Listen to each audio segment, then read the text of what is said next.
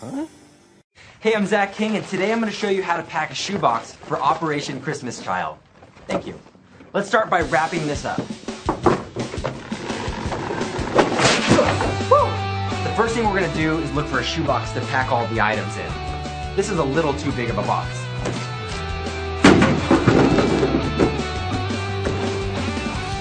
Let's start with something that we know they'll love. It should be the first thing they see when they open up their box.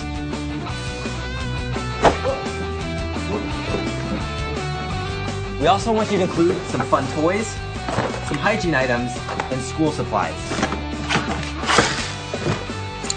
What we don't want you to include are any combat-related toys, liquids, or chocolates. You can check the full list on the website. Next, include a friendly note and a photo of yourself so the child knows who the gift is from. Cool. Be sure to go to the website to include $7 for shipping. Once you do that, you'll be able to track your box and see where it goes around the world. The last thing to do is take your shoebox to a drop-off location the 3rd week of November. So now that you know the drill, go pack a shoebox.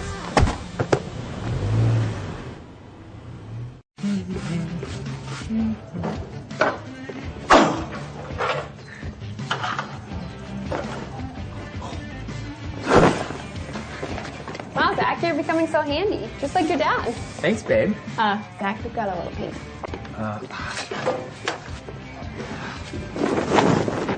What happened?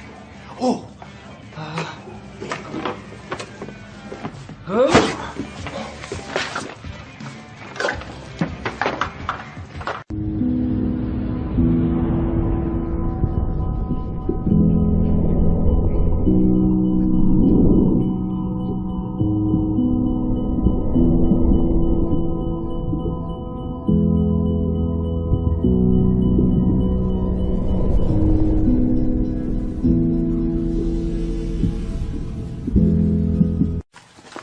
Yeah, so we have one slice of pizza. Anybody? Wait a minute. Whoa! Whoa! Seriously, This is awesome! The giant pizza!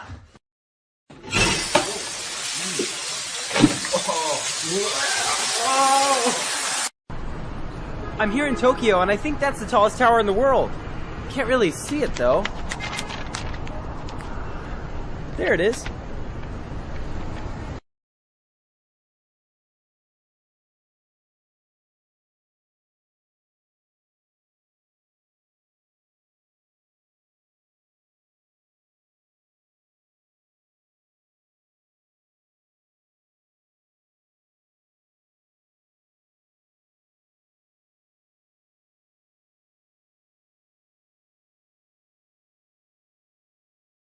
You can now bake cookies with a hairdryer. Mmm.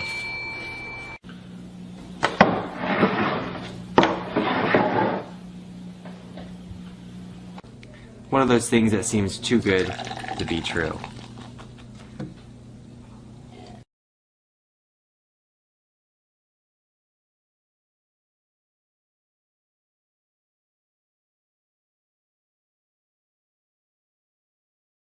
I'm more of a Cyber Monday type of guy.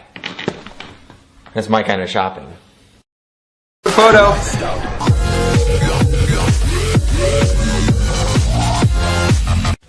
Every time I play the Lego Star Wars game.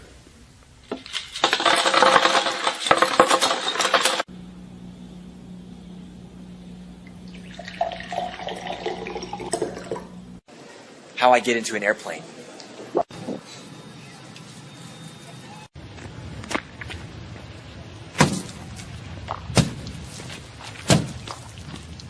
This is how I make a self-portrait. I know what you're thinking. Wrong. Okay, there is a cat in the hat.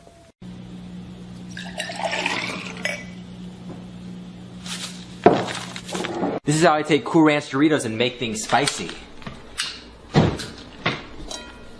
Spicy.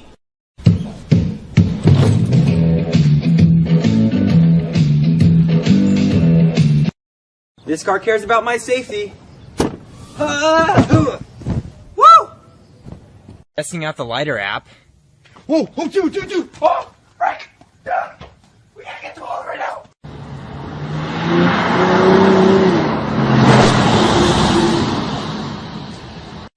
Does it count as a selfie if my iPhone's floating?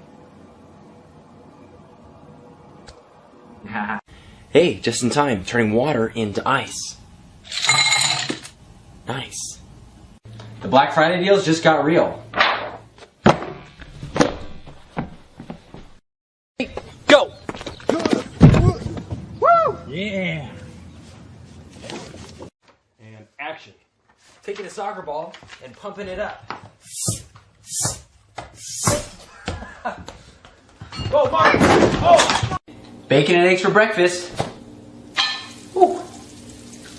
This is how I break car windows.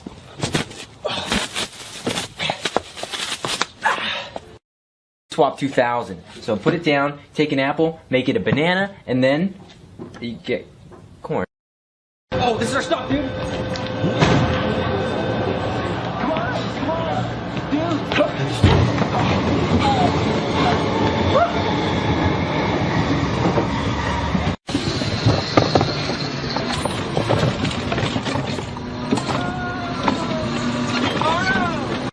We like to keep laundry fun.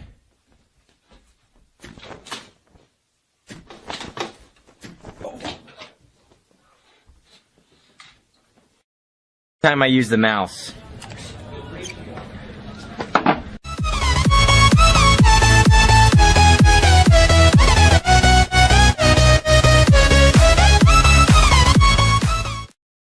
Close, no problem.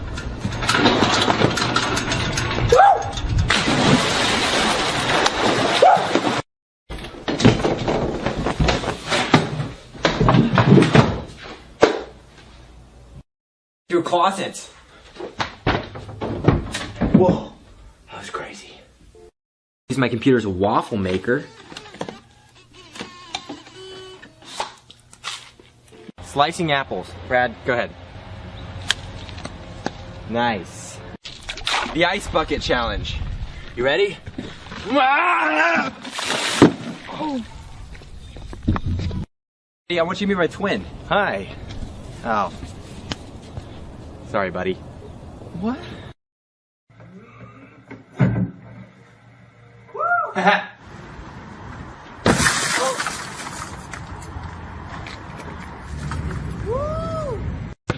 Okay, ready? Pop it! Oh, yeah!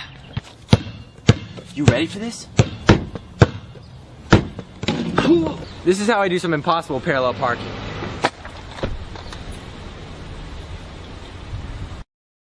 Birthday cake. Oh. Hey, my name is Zach, and I'm gonna draw my life. Actually, I'm gonna do a pop-up book. So, here we go. I was born and raised in Portland, Oregon. I have a dad, mom, and 2 younger sisters. And we also had a dog named Lucy and a goldfish that I thought was gonna live forever.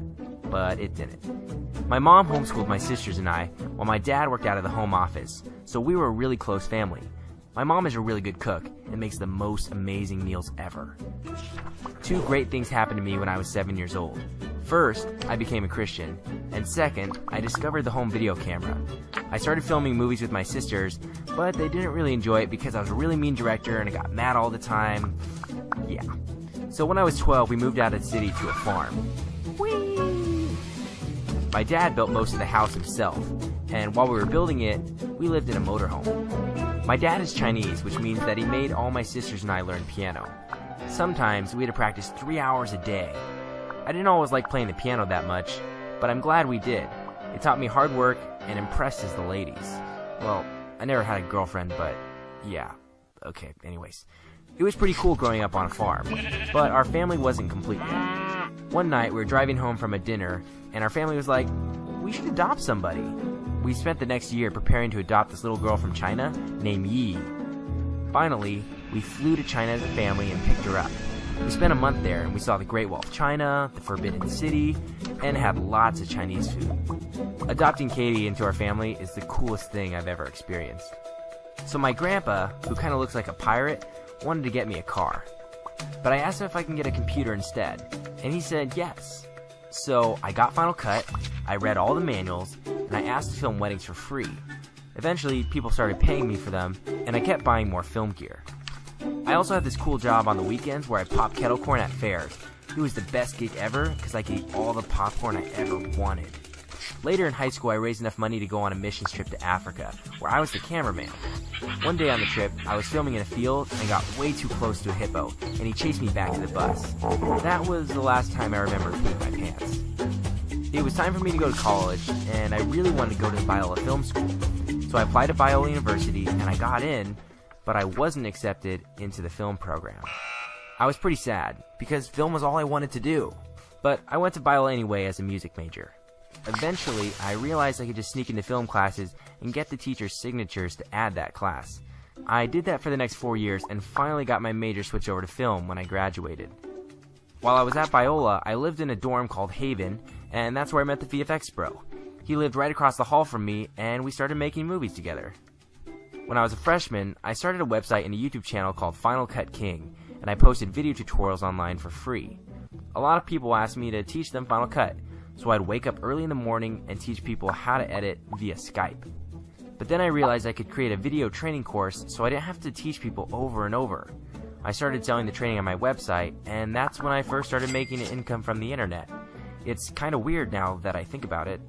The VFX bro and I started hanging out and messing around with visual effects, and eventually posted some videos that got millions of views, and we were shocked. We didn't know what we were doing, but we were having a blast.